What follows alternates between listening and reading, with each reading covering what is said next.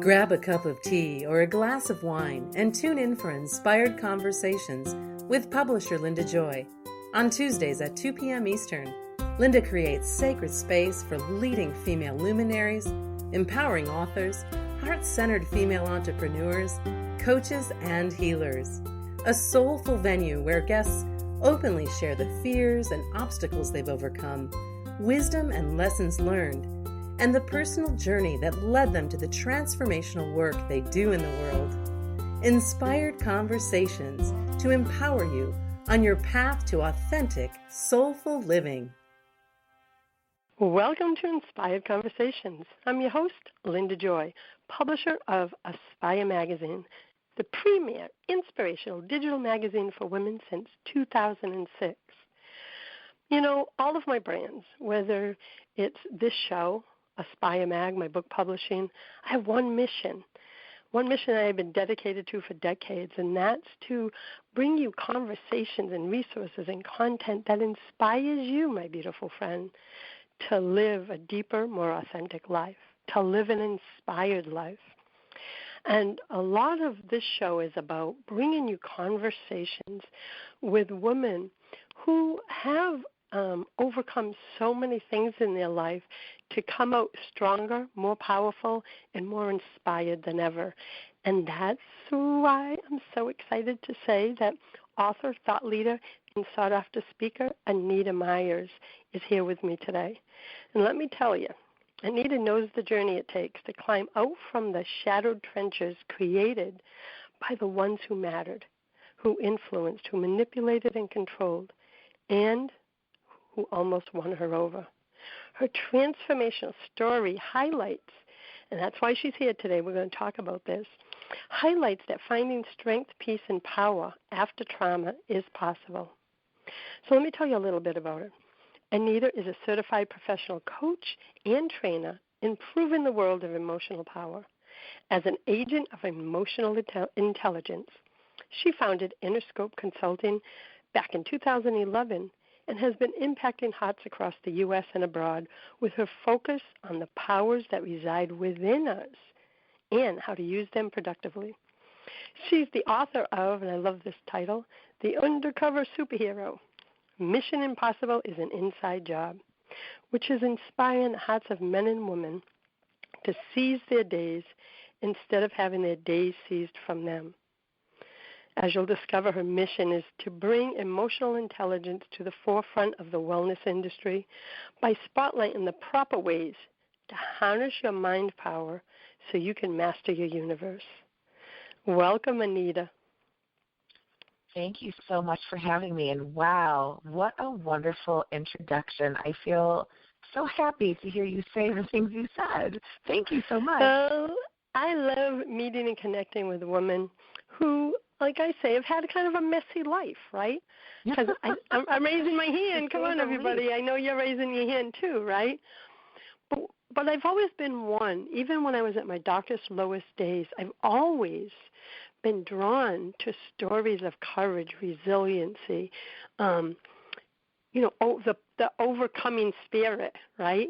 So when I learned about you, I said, oh, girl, we're going to have a conversation today. So I look forward to that. I'm excited to be able to talk with you about as much as we can in the time that we have and to meet you. So thank you so much for the opportunity. Oh, you're welcome. So take us back to when your journey began. So I know you wrote the book, The Undercover Superhero, and it's about your journey. Part of it is about your personal journey of healing, and then the other part is, self-help. Take us back to your own personal journey that led you to where you are today, because I believe our past leaves breadcrumbs that leads us to our mission. Right. Well, I think that, when I look at the beginning of things, we share our stories very well with so many people because we all were born and we are reared in a certain way with a certain community, a certain type of family structure, and some of the definitions that are shared by people that don't exactly line up with true definitions of what they should be.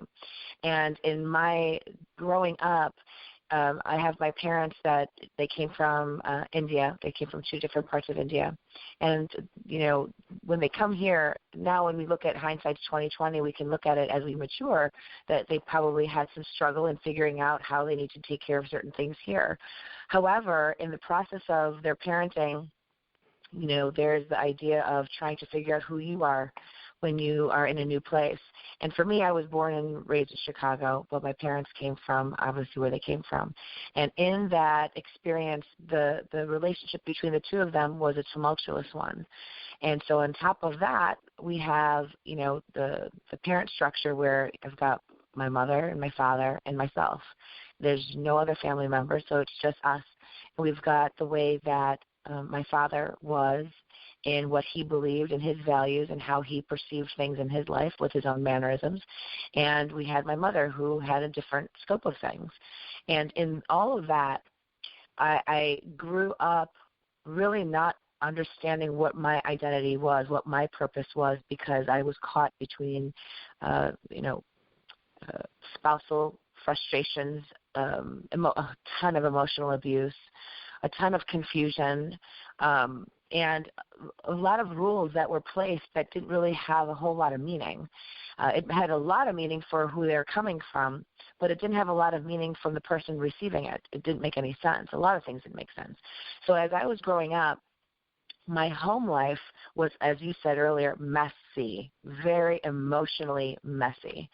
And as I stepped out of the house and went into school, you reach the elementary age and you're going to school and you have the environment of people there. And in that environment of people, there are some really great apples, but there's a lot of bad ones. And maybe those bad ones came from similar situations as my book shares. And so as I'm going through school, I now encounter bullies.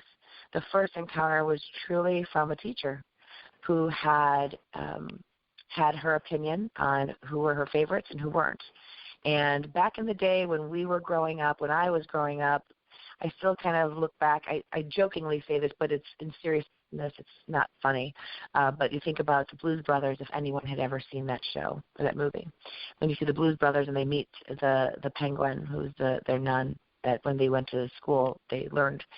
And everyone that I can talk to can relate to this, where you had an instructor of some sort and they would use a rod or a ruler or some kind of thing to instill corporate punishment for any wrongdoings, whether you swore or you did something wrong. And I knew this about many of my friends who experienced that with piano instructors and whatnot. So with my teacher being, it was a first grade teacher, the way she had handled her classroom, there was a lot of fear in there. There were people that were scot-free, and there were people that lived in fear, children that lived in fear. And I was one of them. I remembered waking up every morning, and I remember my mom noticing that I would always throw up before I'd go to school. And she wondered why. Now imagine how old am I when I'm in first grade? 6 years old, maybe 5, 6 years old. Yeah. So she suddenly noticed that, I wasn't eating any breakfast and I would just rather throw up before I go to school. It was just a habit. And that took a long time for me to get rid of that habit because I was so scared. But I always acted like I was okay, and I always kept moving forward like I was going to conquer it somehow. I didn't know how, but my anxiety on the inside, I had it. I just was nervous. I didn't want to be the one that would get in trouble by her, and I certainly didn't want to have her yelling at me. I don't know what would have happened to me. And it carried on to the bullies in 3rd grade through 5th grade. There was a group of girls that had it in for me every time I walked home. And the things that they had said were things that were really hard to imagine that someone could think up something as awful as they did. Every day going home, having to go to school, having to deal with, an instructor like that, and then eventually having to deal with bullies that just, the words were always that I wasn't good enough, that I wasn't valuable enough. I didn't make the cut in society. And then I go home and enter my house, and I didn't make the cut there either. I spent a lot of my time dealing with that, and it eventually led to poor decisions in relationships. What I saw that was supposed to be love was not at all love. Now I can say that. Oh. Back then, I didn't know. And I'm sure many women listening can relate, because our young years set our, as my friend Mal Dwayne says, it sets our love story. The story we believe about love is set as a young child. So I can see how your story was being formed, right? As so many of us, our childhood affects that. So it sounded like it became a pattern, and that it became almost expected. Yes, as you navigated life, it was... Right. I mean, for me, I would think that when I look at everything that happened, those are your definitions. As you mentioned with Mal Dwayne, yes, I mean, that's exactly it. It's kind of set in your system. That's your formidable years. So these are your definitions. And really what I got out of it with everything that I had learned was, even today I can say I'm a people pleaser. But back then, the people pleasing was it was almost like crossing the point of no return. You give so much of yourself just to get that nod of approval. Good girl, you're a good daughter, you've done a good thing. If you got an A, why is it an A plus? If you get an A plus, then you're a good girl. You strive, and you almost feel like an emotional Cinderella with the stepsisters, constantly looking for something that you need to do, and you're still not really going to quite get that approval. There'll be something wrong. And as you get older, you have those habits, and you think that this is what you're supposed to do, because if you do this, it's like the Pavlov's theory, with the dogs. You do this, the bell rings, you salivate, right? So in this case, looking for that approval was important to me. I also had to play a part of trying to fit into the society that I had. So I was very good in being observant, and I was very quiet as I was observing. And then when I would open up and talk, when I would go to school, over the time I would try to adapt to what worked.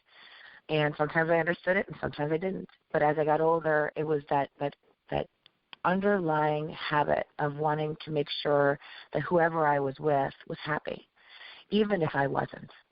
And that ended up taking me down the rabbit hole of losing myself in the pleasure of other people's needs. And it got so bad that, I saw how it's like, you almost have like two personalities, but I don't want to say that it is a split personality situation. But you have so many roles that you play, and there's a part of you that's your spirit, and there's a part of you that's a human. And so your spirit recognizes so many more things and tries to talk to your human self, if that makes any sense. And the human self is like your mind and what you're learning here, and you have this argument with each other. I hope that makes sense to people that are out there. It does. Yes, it makes sense. And I have a question, because as all these this whole pattern that formed as a child, as you said, followed you into adulthood. When we come back from our break, I want to talk about how you started to switch it, because a lot of us carry the stories and wounds from our childhood, but let's talk about how you switched it, because to me that is the most powerful part of your story, right, is, okay, how do we shift a way of being when it became the core of our identity? Because I can imagine that journey was not only trying, but as we see now, inspiring also. So we'll be back in a moment. I'm with Anita Myers, certified professional coach and trainer, and author of The Undercover Superhero. You can learn more at InnerScope365.com. We'll be back in a moment. A conscious lifestyle for a mindful life. OMTimes Radio. IOM FM. Inspiration for a woman's soul. Aspire Magazine, inspiring and supporting women on the path of self-discovery. Claim your free digital subscription today, which includes access to thousands of dollars of personal development bonus gifts from Team Inspiration partners. Claim your Aspire Magazine subscription today at subscribetoaspire.com. Are you trying to get from point A to point B and need a little advice? Connect with the counselors at OMTimes Advisors. Whether you're looking for a life coach or a spiritual intuitive, the advisors participating at advisors.omtimes.com were carefully chosen based on their gifts, skills, and professionalism. OMTimes Advisors, connecting you with the best advisors in the business. Do you have time to read that inspiring book or that blog post you've been meaning to get to? In your busy world, how do you improve yourself and keep your life going? I'm Lisa Kay, and my Between Heaven and Earth radio show can transform your life just by listening. Be uplifted with inspiring topics, positive stories, and ideas that really work. Between Heaven and Earth Radio is conscious living for your soul, every Wednesday at 4 p.m. Eastern Time. Hey, America, we need to have a little talk. We've got more food than we know what to do with in this country, yet 17 million kids in America are struggling with hunger. Makes no sense. Luckily, the Feeding America nationwide network of food banks has volunteers gathering excess food and getting it to hungry kids. They're kind of like food angels. Hey, become a food angel yourself by supporting Feeding America in your local food bank at feedingamerica.org. We can't do it without your help. Brought to you by Feeding America and the Ad Council. This is OTR-FM, part of the IOM Radio Network. Welcome back. You're listening to Inspired Conversations. I'm your host, Linda Joy, and today we're talking about really healing the wounds of the past, the trauma, whatever it may have been that we've noticed that we've been carrying on throughout many parts of our life, and how to release it, and what's waiting for you on the other side once you do. With me today is Anita Myers. So, Anita, I can't even imagine the denseness. I have a 7-year-old granddaughter who's in second grade, so, she's an empath, she's a sensitive, and I can't imagine her experiencing some of the energies that you experienced. As you described, you started to carry it on and identify and go into the over-pleasing, and I'm sure a lot of women can relate, because this is a story that many women struggle with. They lose their own identity in people-pleasing. When did you wake up one day and just say, enough is enough? This is not a true story. This is just an identity I took on, but it's not really mine. Like, was there a moment, or was it a gradual unfolding? Yeah, I was going to say, I wish it was like what you see in the movies where you have that one moment. And maybe it's true. Maybe there are people out there that have that one moment. I think for a lot of us, I'm going to speak for those that might feel the same way that I feel. I think for a lot of us, we wish for that one moment, but because of our stubbornness, our fears, our intimidations, and the unknown, we might step forward and step back in. Kind of like, I give an example when I talk to someone else about this, where, imagine, I've seen a video, many videos actually, but this one video about an abused puppy. And this puppy's been in the cage for as long as possible, and they're finally going to let this dog out into the beautiful grass. Oh, my gosh. Before we think about what the environment was for that puppy being in a cage, being in a puppy mill, or whatever their story was, it was an abusive experience. And now they've rescued the puppy, and they're there to say, we're going to set you free. We're going to give you a good place in life. You open up that cage, and you just have this expectation, it's going to run out and just go right into the grass and just roll around like a puppy should. And what you end up really seeing is a puppy that's just looking at the exit gate going, I don't know what to do with this. And they step out slowly and they come back into the cage, and they just need time. And it's all that unknown. They don't know what that's supposed to feel like. They are unsure, but they do know what it's like to be in the cage. That's what it becomes what I sometimes say, it's an uncomfortable comfort zone. They're comfortable being uncomfortable because it's a habit. And so for me, that moment, there were several moments where I have always felt in my heart, from childhood all the way till the point where I was in an abusive relationship that landed me in the hospital, waking up to seeing my parents at the end of the bed, and just the utter level of failure that I felt about my living because of the choices I made and not knowing what's right and wrong anymore, not knowing.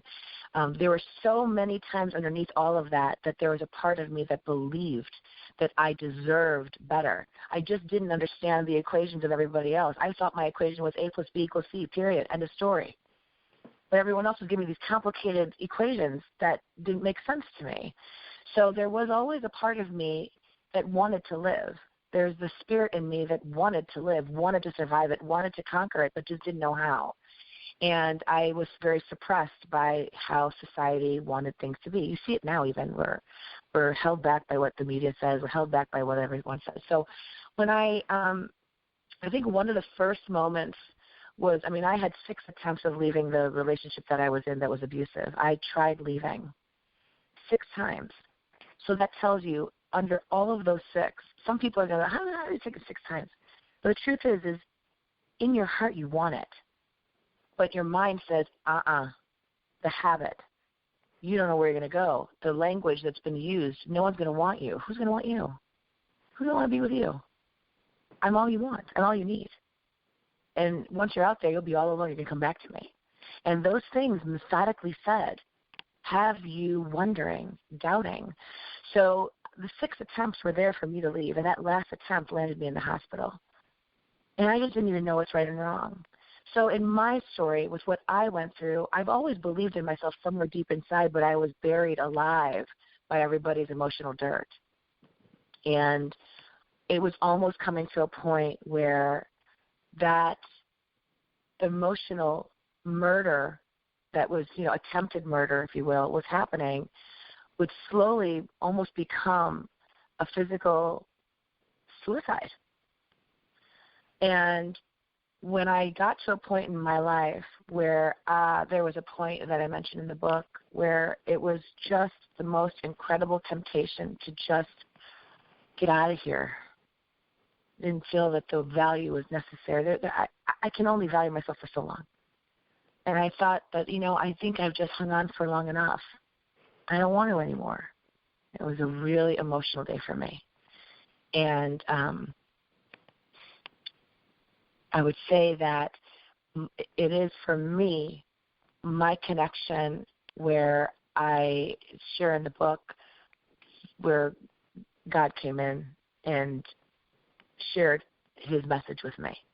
And I could have ignored it. I know I could have. But I chose to pause. And in that pause, I gave it a chance.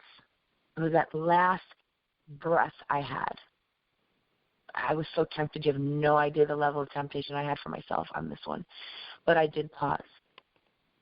And I think that from that point onwards, I had refocused my attention from everything on the outside to everything on the inside. And that's where, you mentioned my website is InnerScope 365, and that was really about looking within every single freaking day of your life.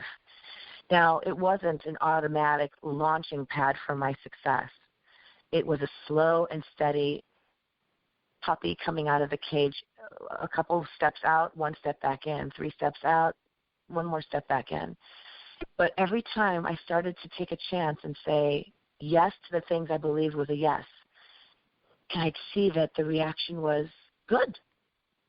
And I said no to the things I really believed to say. I had to say no. What's the worst that's going to happen? I've already gone through it. I'll just say no. And I would get respect for it. And I started to recognize this thing of respect, standing up and saying what I felt. As long as I said it with respect out of my mouth, I know I did the right thing. I started creating values for myself. I started looking at, I lived off of everybody else's definition, and I wanted to create my own. When I had the time to recover from the damage that that individual had put me in at my parents' home, away from everything, I looked and revisited me, and I rebuilt, and I realized something. People in society were building my house of straw and sticks. And at this point, I said I was going to build my house of bricks, if anyone understands that symbolism of the 3 pegs, the 3 little pegs. I got that. That's the way I felt. And every brick I was going to painstakingly take my time to put together. And so where I am today, I'm 47 today. And I launched this book this year. To imagine the number of years it took. And this is the reason why that in 2011, I made it a point that I wanted to open up a business as you and Maldwin and all the other wonderful leaders out there, we do the things that we do because we've reached a point where we say, we never want anyone to go through the length of time it took for us to get to where we are today. If we can help them shortchange that, if we can give them no more scenic route that's really uncomfortable and ugly and sad and horrible, let's give them the one door to enter that's a lot faster to their success and joy from within. Oh, it's so true. And part of what I believe in and come to find out from my own journey, which is different from yours, but mirrors a lot, because feelings are feelings, right? So the story in the container can be different. But is once I started looking inward and redefining who I was based on myself, so our journeys were similar there, right down, our journeys are so similar that I was sitting in a car one day contemplating the same thing. And I had my moment of knowing that I was here for so much more, and I turned on the car and drove away instead of ending my life, which I wrote about in one of my older books. But so I get you. I get the feeling.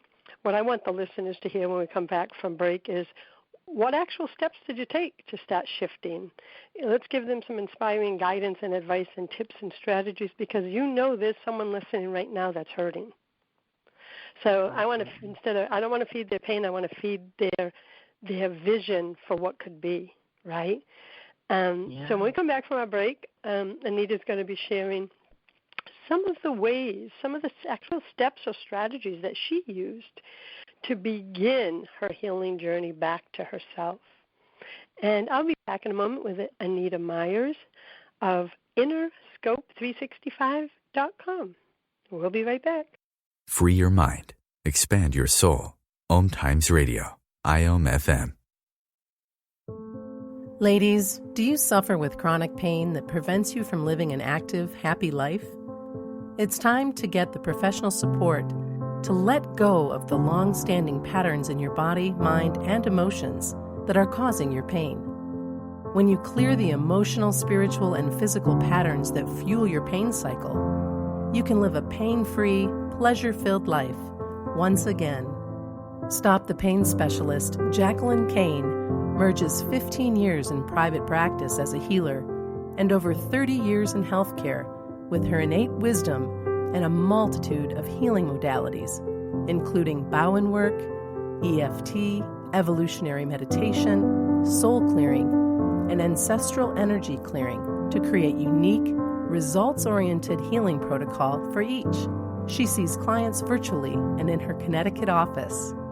Visit JacquelineMKane.com to learn more. OMTimes Magazine is one of the leading online content providers of positivity, wellness, and personal empowerment. A philanthropic organization, their net proceeds are funneled to support worldwide charity initiatives via Humanity Healing International. Through their commitment to creating community and providing conscious content, they aspire to uplift humanity on a global scale. OMTimes, co-creating a more conscious lifestyle. Hi everyone, this is Shay Parker, the host of Best of the Best, which airs live right here on IOM Radio every Tuesday night at 8 p.m. Eastern and 5 p.m. Pacific. I'm super excited to bring you expert guest hosts, spiritual discussions, free psychic readings, and so much more. I can promise that you will not want to miss this one-of-a-kind, fun, yet touching, down-to-earth show. Join us every Tuesday night at 8 p.m. Eastern, 9 p.m. Pacific on OTR-FM. This is Shay Parker, and I can't wait to see you there. The number one reason girls drop out of school in sub-Saharan Africa is lack of access to feminine hygiene products. The Pads for Schoolgirls Project, an outreach of Humanity Healing International, is changing this paradigm by setting up sewing programs at schools, teaching girls a vocational skill, while producing the reusable pads that help keep them attending classes. The girls pay it forward by making and giving pad kits to other girls in need. To learn more, visit humanityhealing.org. Humanity Healing is where your heart is. A conscious lifestyle for a mindful life. OMTimes Radio. IOM FM. Welcome back. You're listening to Inspired Conversations. I'm so glad you're here with us today. So, Anita, when you had that epiphany and said you were going to start building your house with bricks and started really making more conscious decisions, right? Because when we're wounded, everything we do is from an unconscious place. what are some of the actual things you did? Like for me, it was starting a gratitude practice, going for a walk every day. Like I had a shift. Was there any things like that you grabbed onto at the beginning of your journey that you feel made a big difference in helping you along? Absolutely. There are a million wonderful strategies and options and alternatives to what we have been given from others. And, I think when it comes to the book, I wanted to make sure that I helped. This is one of the hard parts, is I wanted to have people engage with that pain. They've got something that they can relate to, and then take them out of that situation through different strategies. Now, I can't give all the strategies because we don't have enough time in the day, obviously, but some of the strategies that I think are so important all revolve around vision, your dialogue, and all of that. What I mean is not what you see outside there, what you see within yourself, and then turning that from whatever that vision is into, manifesting it into what it can be in your reality. I think the best inventors in the world have this thing called imagination, and we're given that gift also. It's a huge power. So one of the first things that I would, share with people to engage in is go towards what that vision of what your life should be like, what you deserve. We think about, this is something that's been said forever. I don't know how many years it's been going on, but we talk about vision boards, right? That was a big thing. It still is a big thing. It shouldn't be trendy and gone. You should bring it back into your life. You envision what you believe should be your life. You envision how it's supposed to take place. When you go through that envision feeling, you then want to address that with your inner dialogue. So it's one thing to view it. It's one thing to put that vision board together, a vision wall, or even have one frame, whatever that thing is. What's the dialogue that's going to support that? And so in my world, I absolutely, back then it wasn't a vision board, but I made a vision album. I remembered reading Chicken Soup for the Soul, because I'll tell you this. One of the things you'll see in the book, there's two things that are actually really, you'll notice it in the book, where every chapter was given a song. And when you look at how life is, you can relate yourself to some songs out there that help you get through something, that help you identify with your situation. Sometimes it's mirroring your situation. Other times it's rescuing you from the situation. So in my book, every chapter has a song. Songs are very important to me. I would go to that so I could release some of my emotions. I didn't have anyone to go to. It was me on my own. And in terms of healing, there was a lot of issues happening between my mom and my dad, so I couldn't run to either of them. And the friends I had weren't really available to help me through those things. So the only mentorship I had was me, myself, and the man upstairs. So I was given these blessings by listening to certain songs. Suddenly you notice you're in the car, you're feeling a certain feeling, you put on the radio, and there's that song. It's like, it was perfect, saying exactly what I was feeling. So I identified that way through song. I would look at, we would read books, and one of the books that I read, which was the very beginning with Jack Canfield, it was Chicken Soup for the Soul. And in that, one of the stories had me recognize the power of a vision board, or I think at the time it was a vision album, so I put together a vision album. I wanted that. And when you do that, we all know, anyone that's involved with this, it does open up doors and pathways to getting what it is you want. You suddenly are looking at it. You're taking it out of your mind and dumping it right in front of your eyes so the physical self of you can see it. So those are really important things. Then you have, like I said, the inner dialogue. What are you saying to support it, as I mentioned before? What is it that you're saying? And if you are struggling and saying it with full belief, you have to do the work into finding out what's causing you to not say it in that full flowing, strong energy, and working on that. I obviously will say prayer is very important. If there's people that pray and they pray in a very shallow way. It's a quick prayer, like when they thank you for our food, and then they're done and start eating. And then there's people that really are praying from their heart, from their soul, like they're opening up the gates from their spirit into the world above and around us, asking for the guidance that we need, and keeping an open observation to some of the signs that are there that are allowing you in. Someone once said to me, if things seem completely out of whack crazy, that's God. And that's God's plan. Because usually you think it's supposed to go in a certain way, but you're taken off the beaten path and you're shown a new background, a new backdrop to whatever your environment is. I believe that in my breathing exercises, that was another really wonderful thing, because breathing saves your life. Whether you cry your eyes out and you're hyperventilating, that hyperventilation is your body saving you. So I would engage myself with meditation. And what did I meditate on? I would just meditate on the vision I had to have the life I believe I deserved, I needed, where it would be filled with love, filled with good friendships, filled with success. And I was willing to put the work into it. And one by one, as I would commit to those, seemingly simple things I'm mentioning to you, people are always looking for a very complicated path to their success, and it really is actually going back to the simplicity of it. Your breath, the way you see things, and how you speak to yourself. Everything else will follow. I believe that 100%. You put your concentration the law of attraction in action, right? You become what you think. Law of attraction in action. You got that right, my friend. Wow, I've been living that 28 years, and that's how I changed my life. I had to change. I had it first, and you just touched on this. You just used different language, but I had to become, I think we all have to become aware when a thought or belief is not in our highest and best. The moment of awareness means transformation can take place. So it's like people think, how did you change your thoughts? I go, first I had to become aware that the thoughts I was having were not at my highest best. Those negative, like everything you've been talking about. Once we have the awareness and we go, oh, then the power becomes ours again. We have the choice to choose a new thought. If we don't choose a new thought, then we're choosing to live where we are.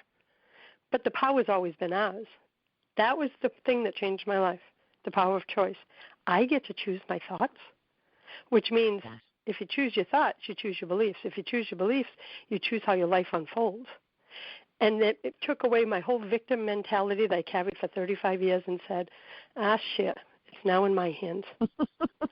All right, now believe me, I took a temper tantrum with the divine when I found that out. When I woke up 28 years ago, I was like, I don't want to be in control of my destiny. It was safer to feel like the victim. And then when I said, no, this is fun. I never had a choice of what to think, what to believe, how to feel, at that time because of childhood. Yeah, but it's now, freeing. It's such a freeing feeling when you take choice on your own hands, right? Yes, and honestly, there's the flip side too. Sorry, but there's no more excuses, right? Because once you have the awareness, you can't go back to being unconscious. The choice is always yours, what you choose to think about. And that was really hard for me to swallow, because I'm like, no, it's not. You don't know what happened to me. And then I realized it doesn't matter what happened to you. Your thoughts about what happened to you are controlling your happiness now in this moment, in this day. From 20 years ago, why are you going to keep carrying the past into the story? You need to be present here in your life, the life that the divine has given you, to be here another day. That shifted everything. I wish, like you said, it wasn't overnight for me either. I started the journey back to myself. And honestly, it never ends. Here I am 28 years later. Right. The journey's still unfolding, right? I just keep more layers, more understanding of myself, a closer relationship with the divine. I never want that journey to end, because it's like sacred gifts of myself are being revealed all the time, as I'm sure you discovered on your own healing journey. I did, and I love that you mentioned the word choice, because that is the most powerful power that we have, and it's often not used. And it's, when we're brought up in the type of definitions that we were brought up in terms of being a people pleaser, I hear a lot of women say this too, where they feel bad to make that choice. They feel bad that they said no to something, that they don't want to hurt someone's feelings in doing something that felt right for them. And instead, if we could put our focus on feeling good to make that decision, that it's okay, that you are also entitled and you deserve to have the power to say no, and it doesn't mean no never, it just means no, not right now. And when I used to always put these feelings, these negative feelings, next to things that are truly powerfully wonderful for me. So yes, when I started to change the way I was choosing things, and I would put so much love into that choice, I actually would convince other people to feel the same feeling. Like, that's a great idea. You should do that. And it was really nice to be able to see that I was able to control my life versus having my life controlled by others. And that was a surprise. I didn't know I could have that. And what's interesting is that the way I've lived my life, I've always tried to live as confidently as I could from the outside, but feeling so insecure on the inside. And I needed to work with myself so that I could actually mimic what I am on the outside from what I am on the inside. That's how it's supposed to be. That's the full-fledged feeling of absolute power for ourselves. And so I realized I gave everybody power to take over me, and I took that power back. And now I feel complete. Now I feel whole. Now I realize what it feels like to step into my own light. And one of the things that I talk about in the book that I think was something for me, it might be for some, but I used to watch television a lot in the 70s and 80s, and that was my way of getting away from things. And the things I watched, the programs that I watched that really influenced me, one of them involved Mr. Rogers, who became my heart hero, and Wonder Woman. One of the coolest, most beautiful superheroines I have seen. And those influences, actually, there's many others, but those influences were very strong for me that helped me keep my spirit in that place of it's possible. If they can do it, it's possible. And the struggle was real, but when I got to the point of being in an age that I felt I needed to start making changes, I always went back to what they would say to me, or in the way that they implied things, or the words, or, it really led me to really appreciating superheroes, because those superheroes that are out there engage in power and they stand true on their values. And the world can go crazy around them, but they still stay strong to who they are. And eventually, people adapt. And I saw that happen out there. Made me say that, you know what, that this is where the undercover superhero had to be created for everyone else to see that too. I love that. And when we come back from our final break, I'm curious of where you got the name of the book. So let's talk about that in our final segment. And I'll be back in a moment with Anita Myers. You can learn more about the work she's doing in the world, as well as her new book, at InnerScope365.com. We'll be right back. This is OTR-FM, part of the IOM Radio Network. It's time to free your voice and transform your life. When you learn to align your inner truth with your outer voice, you step into your intuitive feminine power and enhance your ability to create and live the life of your dreams. Kathleen Gubitosi, performing artist and professional voice strategist and creatrix of the magic of voice alchemy, guides emerging and established performers, business leaders, and heart-centered entrepreneurs to set their sacred message free and deeply connect with their ideal audience at home, at work, and on stage by channeling the most potent gift on earth, their voices. Whether through Kathleen's personal, professional, or performance path offerings, you'll learn the physical, metaphysical, and spiritual methods to activate your voice power, and you'll learn the individual characteristics of your divine voice goddess. Learn more at KathleenGubitosi.com. OMTimes Magazine is one of the leading online content providers of positivity, wellness, and personal empowerment. A philanthropic organization, their net proceeds are funneled to support worldwide charity initiatives via Humanity Healing International. Through their commitment to creating community and providing conscious content, they aspire to uplift humanity on a global scale. OMTimes, co-creating a more conscious lifestyle. It took a little getting used to. She has these weird games she likes to play, like this giant feather. She sticks it in my face. I swat it away. She sticks it in my face. I swat it away. It's almost like she thinks I enjoy it. But seeing how much fun she gets out of it, well, I guess it makes it all worth it. Humans. A person is the best thing to happen to a shelter pet. Be that person. Adopt. Brought to you by the Ad Council and the ShelterPetProject.org. This is Terry Van Horn, and I want to invite you to join me for my weekly radio show, Hailing Light, on OMTimes Radio, every Wednesday at 6 p.m. Eastern Standard Time. On Hailing Light, we want to bring love, light, and blessings into your world. You can find out more about us at www.healinglightonline.com. Blessings. This is OTR FM, part of the IOM Radio Network. Welcome back. You're listening to Inspired Conversations. I'm with Anita Myers. So, Anita, in our last segment, I'd love to know, what does the title mean, The Undercover Superhero? Wow, there's so much to say about that. Well, I met my publisher, who I met her out doing a radio show when I was promoting what it is I did for a living. And my publisher's name is Dali Cortez, and her company is Rose Gold Publishing. And I had already tried to meet some other publishers in past, and it just didn't seem to be the right fit, but she was someone that was willing to work with me according to the circumstances that I had. It was actually to look at a different book and turn it into something better. In my conversation with her, she got to know me. She talked with me, and I would share some stories with her here and there. And after a while, she's looking at this old book that I had. It was a book project. And she had said to me, I'm reading this, but I'm not hearing your voice. I don't hear you. But who I'm talking to on the phone is a completely different, amazing woman. I want to hear her. And one thing led to another, and this book slowly, this book that we are talking about now slowly got created. And we had this big authors meeting with her publisher. She had a meeting with a bunch of authors, and she had me there. And she quietly came over to me, and she said, I saw this at a gift shop, and I had to give this to you.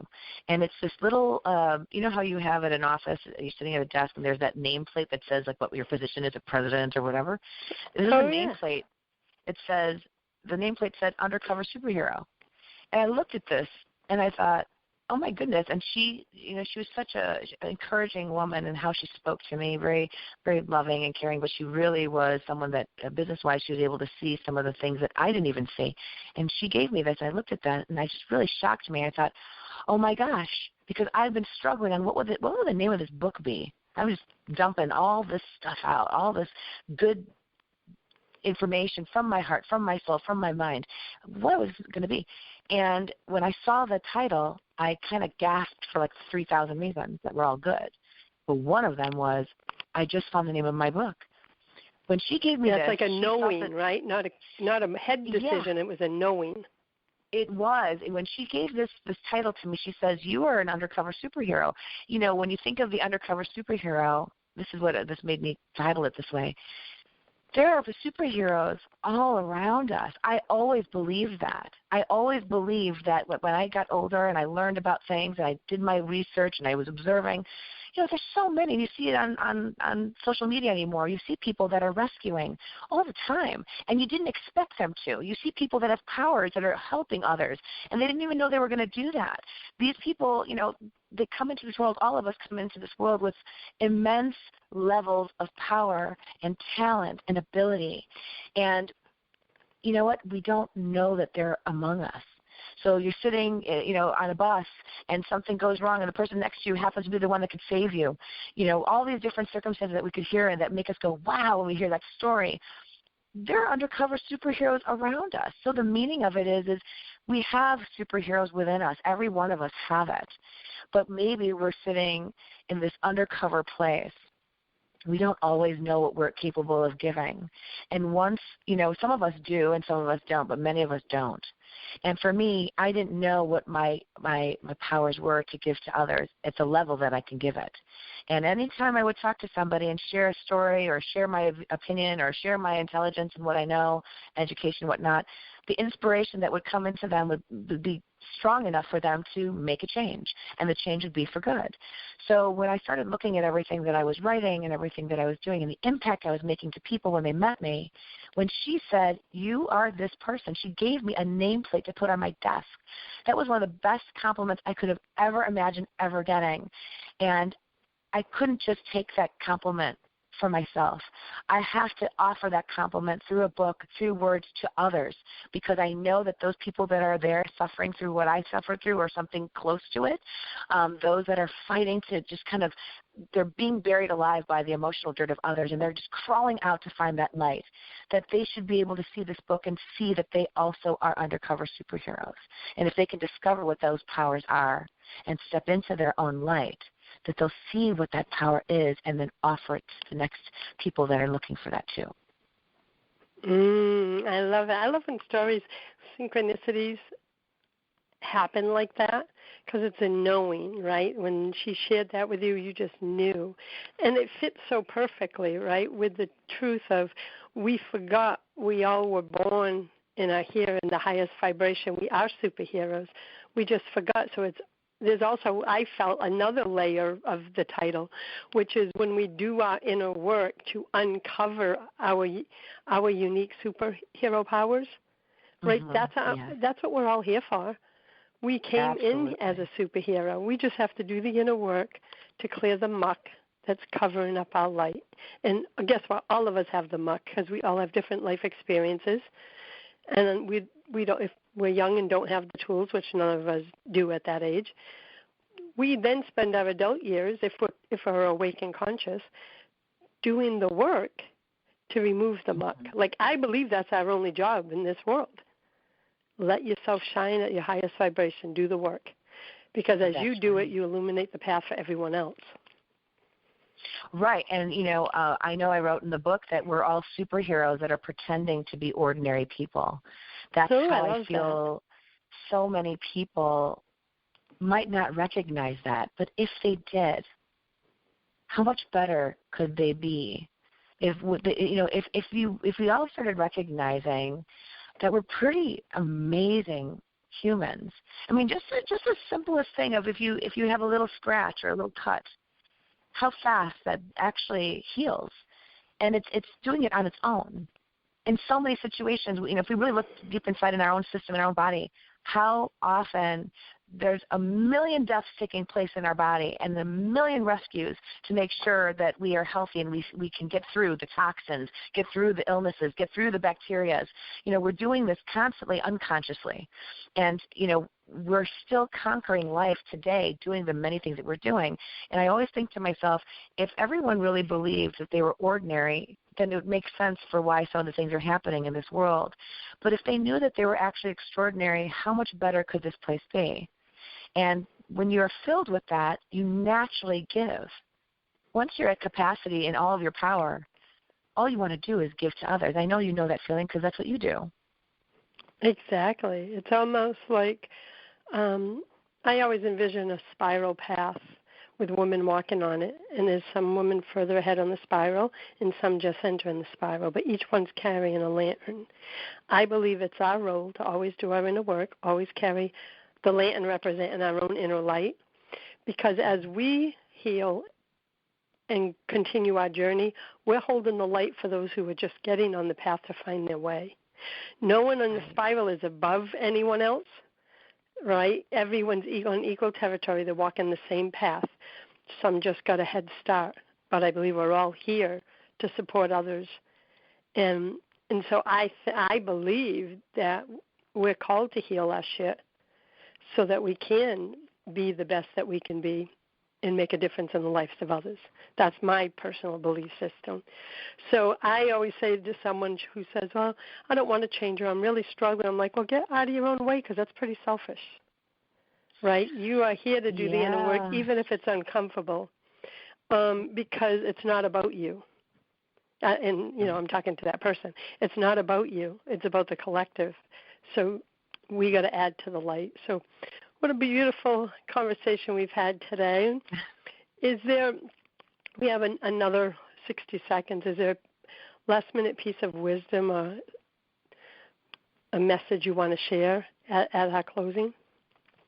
I guess if I could say anything, I hope that anything that we've shared here can reflect the fact that every one of the listeners that are listening today, that they realize how much power they actually have within themselves, and to take the time to look within, takes the time to pause Take the time to recognize how much you have to offer this world, and that there are people in line waiting to hear from you, waiting to see your love, waiting to have you shine in your own light so that you may be able to give power to others that are really desperately looking for that.